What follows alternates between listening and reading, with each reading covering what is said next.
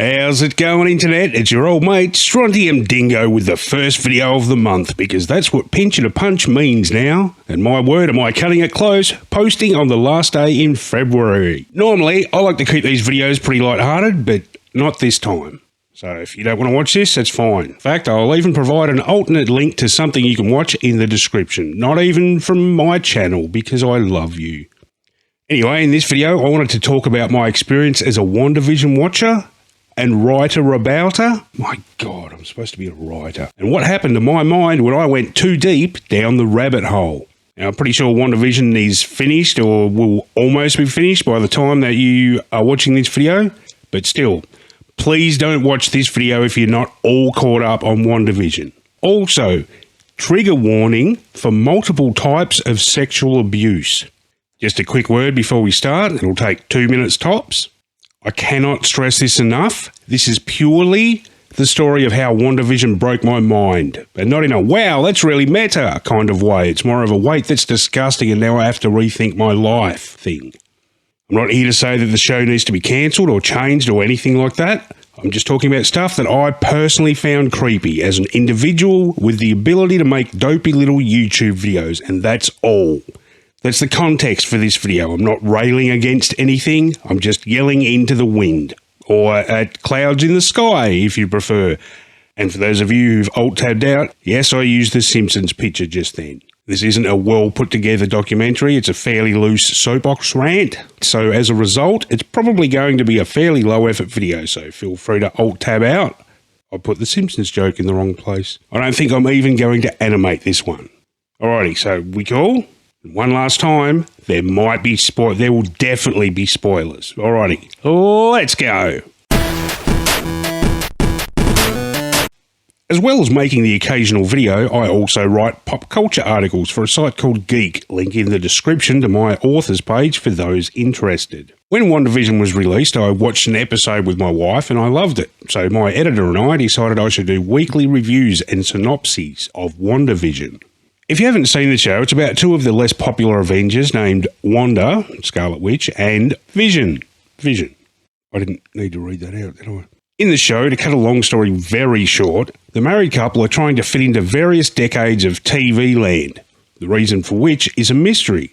The first episode is based on 50s sitcoms, the second is based on 60s sitcoms, and so on, apart from the occasional look at what's going on in the real world.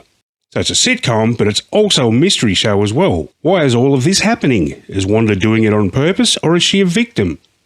I was surprised to find I enjoyed the show because I don't, as a rule, enjoy the Marvel Cinematic Universe, or the MCU. Now, the reason for this is not because the MCU is terrible, it's purely because I'm an old school comics fan. And from my point of view, the MCU characters do the comic versions dirty. So, for instance, James Rhodes, aka War Machine, in the comics, he's staunchly anti-establishment, and that's why I like the character, because he's a punk with a suit of armor. In the MCU, he's literally just a meat puppet self-insert for the American military. That's the exact opposite of what that character is supposed to stand for, like if Captain America just sat around while 9/11 happened or something like that, which is something that actually did happen in the MCU. Now, I understand that Marvel has to get on with the American military, because the American military provides a lot of props for the movies, but that doesn't magically mean that I suddenly enjoy seeing War Machine's character done dirty by. Don't get me wrong, I'm glad the MCU exists. It's brought a lot of people a lot of enjoyment, and people are allowed to have fun. It's just so uncanny valley for me. It literally feels like a what-if version of the character, and it's weird for me. I'm not saying they should change it, I'm just describing my experience with it. Again, that's where I'm coming from with this whole video. Anyway, WandaVision seemed to be nailing the characters for me in the first few episodes at least. I mainly know Wanda more than Vision because I'm more of an X-Men comic fan than an Avengers comic fan, but so far they've acted pretty close to their comic versions, which I've enjoyed. And the one word that can sum up Wanda's story is trauma. Check out more about that in my Scarlet Witch article, or not, whatever, I'm not your dad, probably.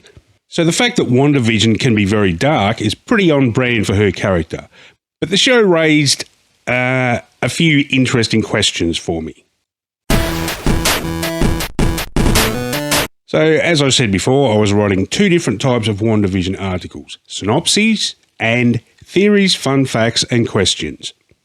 During the writing of the Episode 5 Theories article, I wanted to make a joke about Vision's baby photos appearing in the episode, even though Vision had never actually been a baby.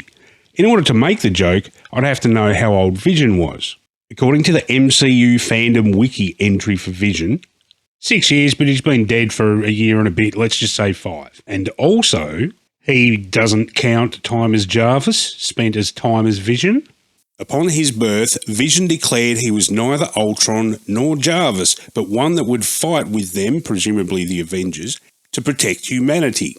If we're going to accept Vision's personhood, then we should respect his wishes as far as who he identifies as. Therefore, Vision is roughly 5 years old. Disney has a TV show about a 20-something in a relationship with a 5-year-old. Now, not that I'm in the habit of excusing, shall we say, similar age dynamics in other real-world relationships, but I figured I'd just ignore that, just like Disney will for obvious reasons. What bothers me about this is, because they weren't copying the comics, Disney had a complete and total control over the narrative. So has this happened because of inept writing or due to a more sinister reason? This question perplexed me. See, the comics don't have this problem. In the comics, Vision's body is well over 30 and his brain patterns are based on those of an adult. Again, Disney, or Marvel Studios under Disney's banner, same difference, brought this synthetic man-child to the table. They're the ones that did it, not Marvel Comics.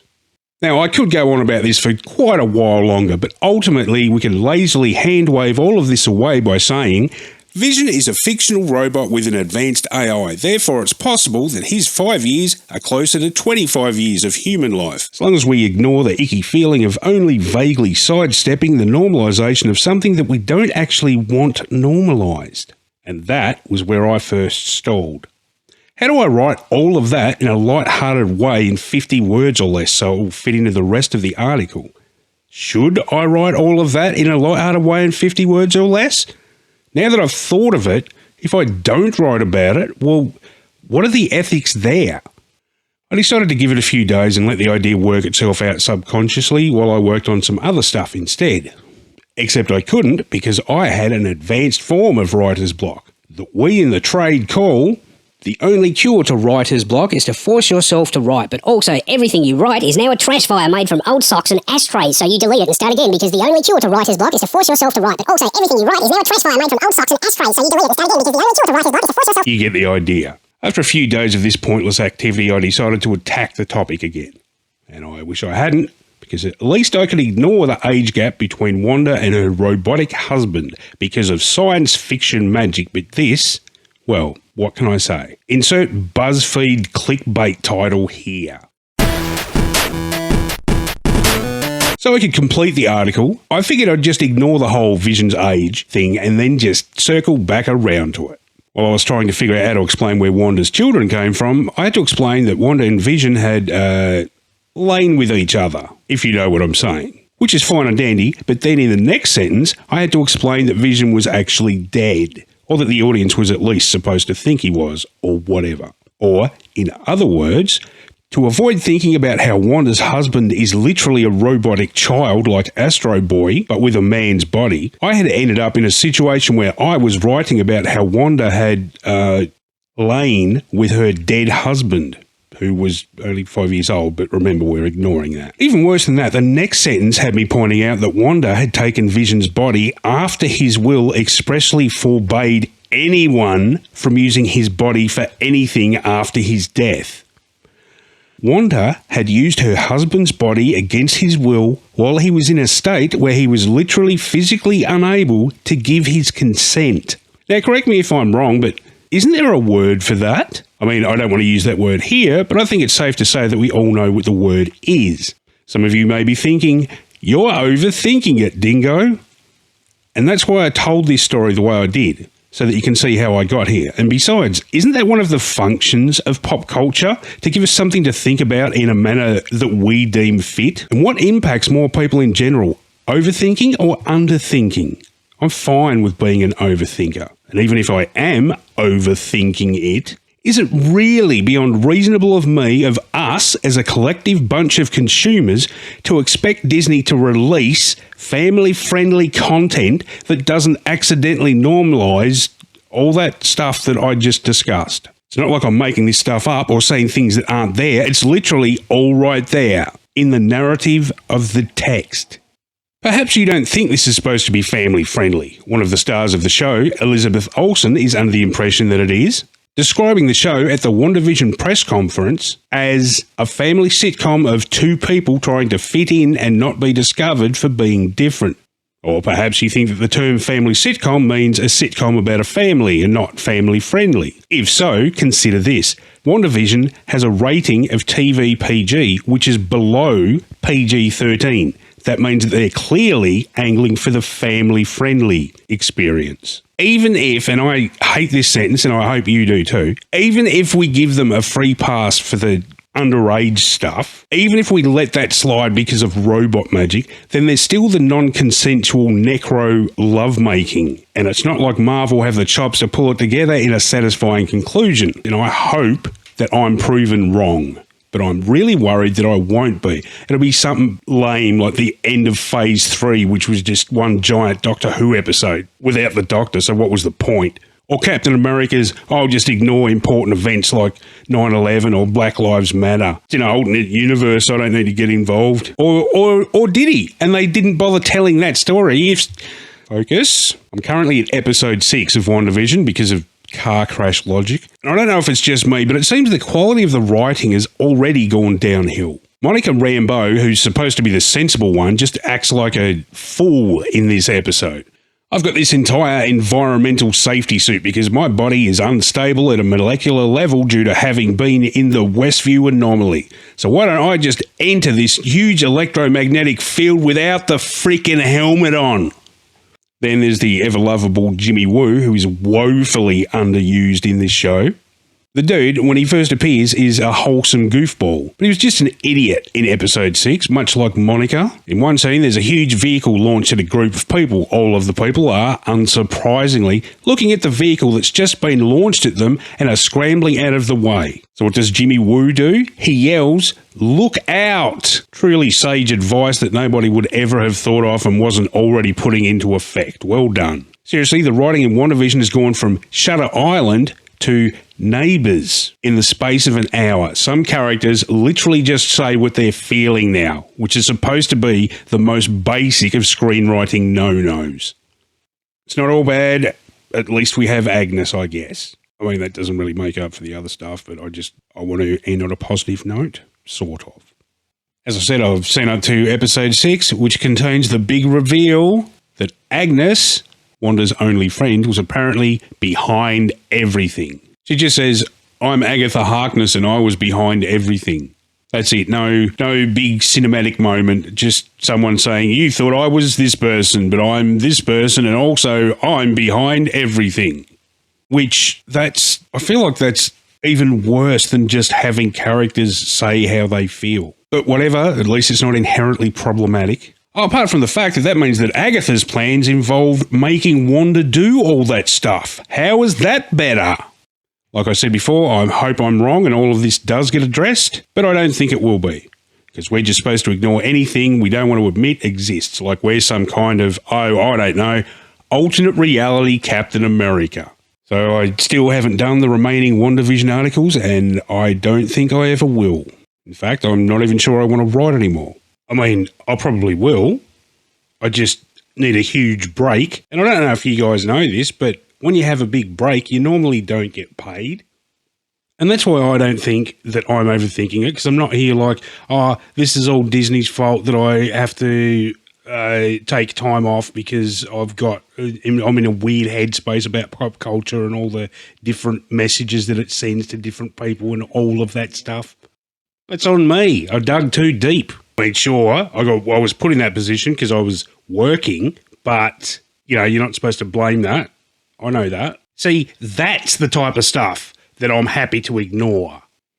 Well, look, happy is probably the wrong word, but, you can't do stuff about society and all these other things and other people and all of that. So I like to have a break from reality and go to pop culture. But if this is what you're going to bring me, if this is what's on the table, if this family-friendly Disney show is going to fork out this kind of stuff, I'm just like, well, what's even the point of you? What's the point of anything? Is my job a bullshit job? And is that something that I should be happy about or shouldn't care about? I find it weird. I don't think it's a bullshit job, but you can't be talking about stuff like I talked about in this video when you're writing articles for another website, so I'm part of the problem. It's weird. I didn't put what I found there, but I'm the one that dug for it. Sure, I just wanted to know how old Vision was. I don't think that's an unreasonable... Look, you know what I'm saying. And sure, this probably didn't break your head, but I don't have to live your life and you don't have to live mine. So, you know... Remember, I'm not calling for any changes to anything, just talking about my experience. If we're only supposed to view this stuff at surface level, well, that's a waste, and there are much better writers than me, who are more than happy to ignore problematic shit. Unfortunately for me, I'm not one of them. I wish I was, I really do, but I'm not. Everyone's different, and that's okay, unless you're into this video and the fact that I've brought all this stuff up and it's making you go, oh, I really want to watch the show now. Like, what are you doing? What is your life? I'm sorry, that sounded incredibly judgy. These are just questions I think that you should ask yourself. No, screw it. Screw you. You're into weird stuff. Don't be. Get help. And that is how WandaVision gave me permanent writer's block. The end. I've been Strontium Dingo, and that has not been a pleasant experience for me over the last few weeks. Catch you next month, probably. Bam! And the dingo is gone. Nailed it.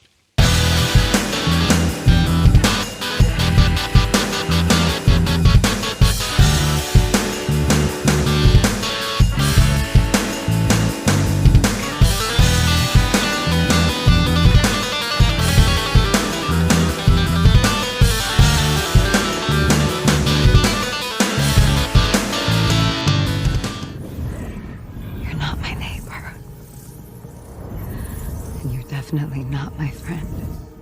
You are a stranger and an outsider. And right now you are trespassing here. And I want you to leave.